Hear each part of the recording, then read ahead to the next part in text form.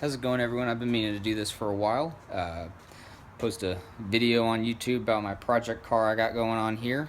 I have lots of videos from what happened before the point that it's at right now, but I don't have a laptop to upload them to YouTube. So as soon as I get one, or one of my friends going to let me borrow his, I'll be able to take those videos off and put them on here for you guys to see, and then we'll work our way back up to where the car is at that moment in time once I'm able to get them uploaded.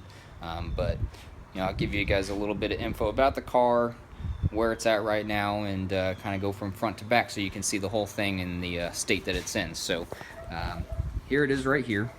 It's a 1991 BMW 318i 4-door.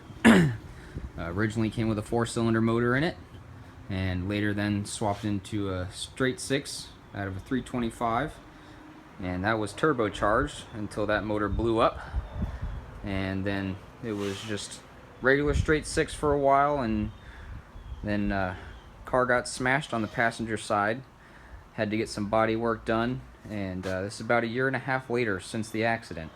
So basically what we've got here is a Megan Racing coilover set, some Turner Motorsports drilled brake rotors. These have been on the car for a while, so I might have to end up replacing those later on. From the accident, I just started to decide, why not cut the front end off and weld a tube frame on there. So this is where it's at right now. Got the radiator mounts welded up down there. The top core support still needs some tabs and stuff welded onto it to hold the headlights and everything in. Once the straight 6 blew up and the car was into an accident, decided to go with a bigger straight 6. Went with the M3 E30 S54 engine. As you can see, the subframe, which is the blue powder coated frame right here, that's been modified. Arc Asylum, you can look him up on his website, arcasylum.com. He does a great job modifying the subframe and the oil pan, which I'll show you on the motor. Very cost effective, great work, looks fantastic, fits in the car, no problem at all. And I know he's got some new headers coming out for the S54 swap for the E30s as well, so I'm going to be looking into those. For the brake booster, I'm using a Chase Bay's brake booster delete kit. So fits in the car great. You have all the new lines that you replace from the rear to the passenger side. Follows along the firewall there. And then moving along to the back here, you can see got the Megan Racing coilovers in the back.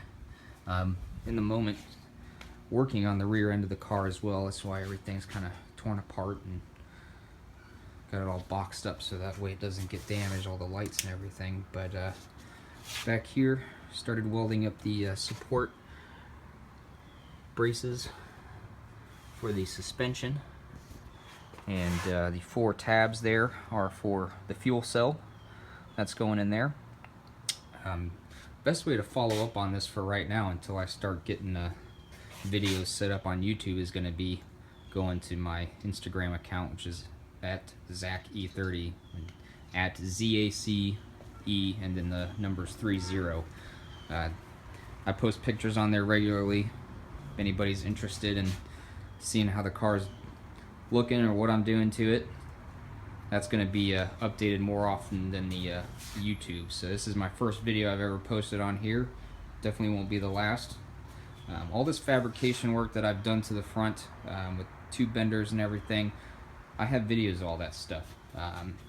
Show you the motor right now. This motor's been in and out of the car about 5 or 6 times. I stopped counting. So got videos of that going in and out. It's fairly easy. Not too much work to get it in and out with the front upper support there is able to be removed, so kind of just slides right out the front. So with the Arc Asylum, as you can see here on the oil pan there, how it is cut and re-welded, helps you keep both front and rear oil sumps on the S54 the way it comes from the factory, which is nice, and fits right in there really well. So this is the motor here. Haven't really upgraded too much on it yet at the moment. Just upgraded the oil pump and got a nice lightweight 8.5 pound flywheel. The transmission is out of a Z3. You can do a transmission out of a E30 M3. It's the same tranny as the one out of the Z3. I think it's a 2000 model. Decided to go with that instead of the 6-speed. Most people say the 6-speed does have a lot of issues when it comes to higher power engines, so hopefully we'll be getting some power add-ons to that motor, like a supercharger or turbocharger later on down the road. But as of right now, just trying to get the darn thing running. So the only other thing I got going on right now is just the front bumper. Finally got that in a couple of days ago, and did some work to that today, trying to see how it fits on the car. Got the nice quick release so that way the bumper can come on and off the car pretty easy. Trying to keep it as lightweight as possible. So that's pretty much it right now. I'll be posting some more videos as it goes on. The next thing to do is basically finish mounting the bumper onto the front with the brackets that I'm waiting for to come in the mail, and then the front end should be done. Send it off to paint and have the whole engine bay painted. Then the motor can go back in for the final time. Run my fuel lines. Got the fuel pump and the fuel cell that's stored away right now at the moment. All the pictures, if you want to see everything the way it looks, again on my Instagram, you can check those out. And once the motor's in there, we'll be working on getting that running. Once that runs, be finishing up. The rear of the car is not going to be getting a bumper. That will be getting a diffuser. Not too big, probably a decent size though. I'm trying to keep everything clean and smooth as best I can. I do want it to be different. I know a lot of people with E30s, most of them generally look the same, so not too many people maybe like this idea, but try to be different, you know, something interesting to look at that, you know, not everybody might like, but I think it's cool. So as everybody else says, go ahead and hit that like button, subscribe if you want, and give me your thoughts or anything you think maybe might be a cool idea for this car, and just let me know. And I'll be posting some more videos as soon as I get a chance to get all those old videos off the laptop. I'll get those on here as soon as I can, and then we'll keep going from there. So thanks for watching. See you later.